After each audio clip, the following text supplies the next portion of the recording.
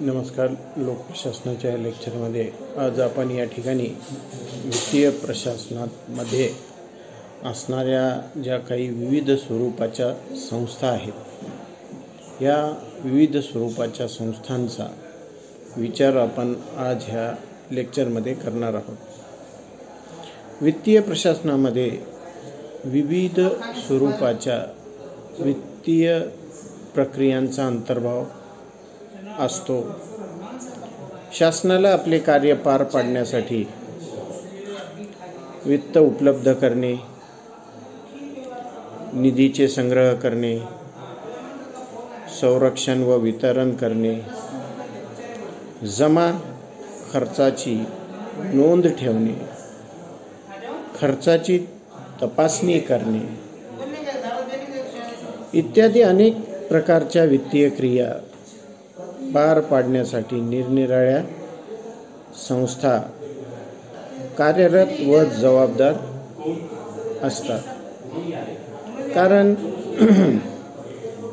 ह्या ज्या काही निरनिराळ्या स्वरूपाच्या संस्था आहेत, ह्या वित्तीय प्रशासनाशी संबंधित विविध स्वरूपाच्या क्रियाप्रक्रिया पार पाडित असतात.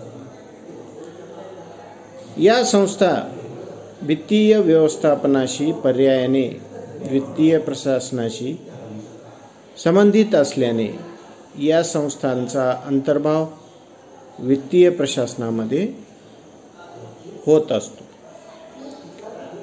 यापैकी काही संस्था या पुढील प्रमाणे आहेत आणि ह्या संस्थांचा आपल्याला थोडक्यात विचार करणे क्रमप्राप्त ठरते. कारण या संस्थांचा विचार केला तरच वित्तीय प्रशासनात चालत असलेल्या क्रिया प्रक्रिया यांचा उलगडा अधिक चांगल्या प्रकारे आपल्याला या ठिकाणी होऊ शकतो. यामधील पहिली संस्था आहे कायदे मंडळ. लोकशाही राष्ट्रामध्ये कायदे मंडळाच्या संमतीनेच कर लावता येतात. कायदे मंडळाच्या संमतीशिवाय कोणत्याही स्वरूपाचा कर हा लावताही येत नाही आणि तो वसूलही करता येत नाही. त्याचबरोबर सार्वजनिक वित्त किंवा सार्वजनिक पैसा हा या कायदे मंडळाच्या संमतीनेच खर्च करता येतो. वित्तीय व्यवस्थापन संदर्भात संमतीचे सर्व अधिकार कायदे मंडळालाच असतात. विविध मार्गाने किती पैसा गोळा करायचा, तो कसा खर्च करायचा, या सर्व बाबी कायदे मंडळ ठरवित असते. तसेच वित्तीय प्रशासन संदर्भात कायदे मंडळाची महत्त्वाची भूमिका म्हणजे कार्यमंडळाने तयार केलेल्या बजेट किंवा अर्थसंकल्पाला अंतिम मंजुरी देण्याचे कार्य हे कायदे मंडळ करीत असते.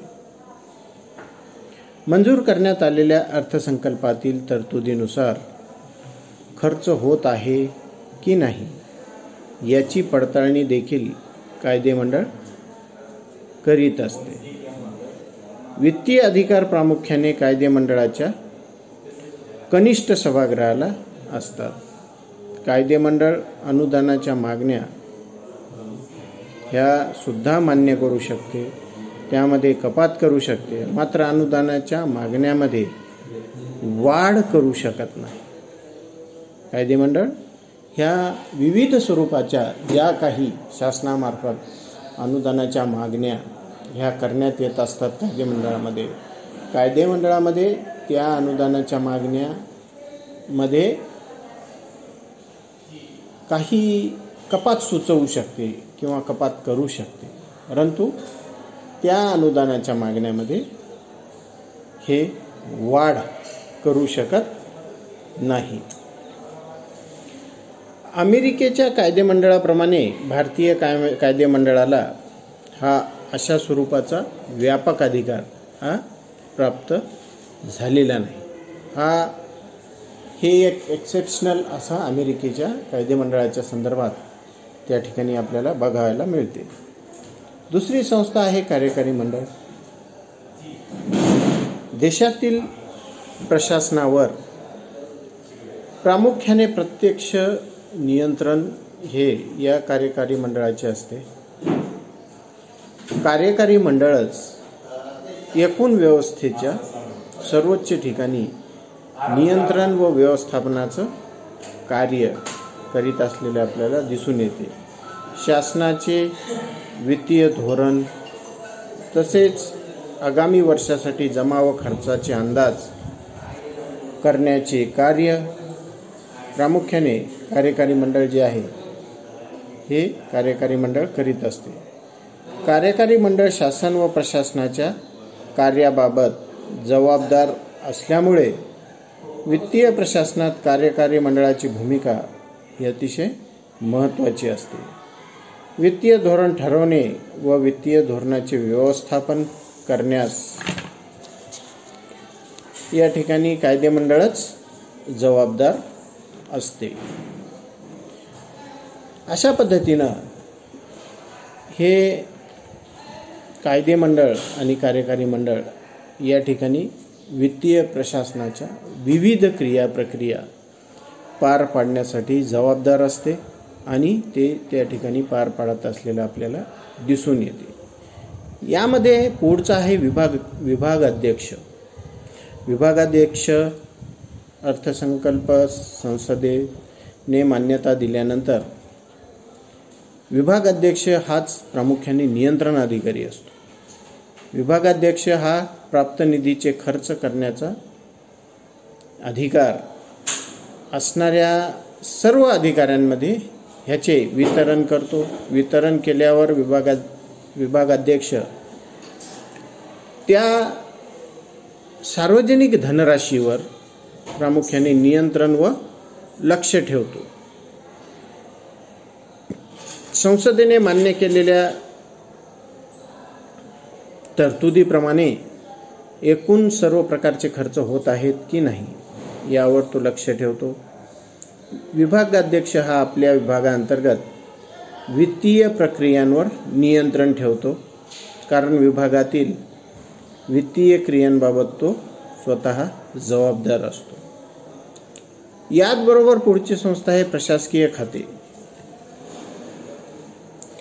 वित्तीय प्रशासन संदर्भामध्ये विविध प्रशासकीय खाते आगामी वर्षासाठी खर्च व जमेचे अंदाज हे बांधत असतात. म्हणजेच ते आपल्या खात्याचा अंदाजपत्रक किंवा अर्थसंकल्प तयार करीत असतात. प्रशासकीय खाते संसदेने अर्थसंकल्प मंजूर केल्यानंतर त्या अर्थसंकल्पाची प्रत्यक्ष अंमलबजावणी करीत असतात. ही अंमलबजावणी करताना वित्त खाते त्यांना वेळोवेळी मार्गदर्शन करते, नियंत्रण ठेवते. सर्व प्रशासकीय खाते अर्थसंकल्पातील संसदेने मंजूर केलेल्या तरतुदीनुसारच त्या ठिकाणी खर्च करीत असतात. सर्व प्रशासकीय खात्याचे कार्य खातेप्रमुखाच्या नियंत्रणामध्ये होत असते.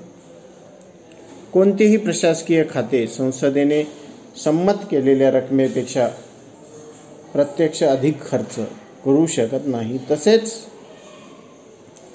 मंजूर करण्यात आलेली रक्कम ठराविक वेळेतच त्यांना ती ज्या कालावधीसाठी ती मंजूर करण्यात आलेली आहे आणि ज्या कामासाठी ती मंजूर करण्यात आलेली आहे त्यांना त्याच कामासाठी त्याच कालावधीत तो खर्च त्या ठिकाणी करावा लागतो.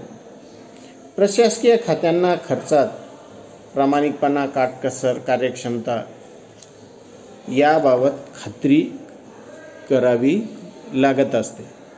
प्रत्येक खात्यामध्ये असणारा वित्तीय सल्लागार हा खात्यातील अर्थसंकल्प, हिशोब ठेवणे, वित्तीय अधिकार व सत्तेचा वापर करण्याबाबत वेळोवेळी सल्ला देत असतो. खात्यास लागणारी साधन सामग्री, त्याची खरेदी, खात्याच्या उत्पादित वस्तूच्या किमती ठरवणे याबाबत तो खात्याला सल्ला देत असतो. तसेच वित्तीय बाबी संबंधी खात्याचा चालणारा पत्रव्यवहार तो बघतो. खात्यातील आर्थिक देवाणघेवाणीच्या व इतर व्यवहाराची पाहणी तो करीत असतो. वित्तीय प्रशासनाचे विविध कार्य विविध प्रशासकीय मंत्रालयाद्वारे चालते. त्यामुळे वित्तीय प्रशासनात सर्व प्रशासकीय मंत्रालयाची भूमिका ही महत्त्वाची असते.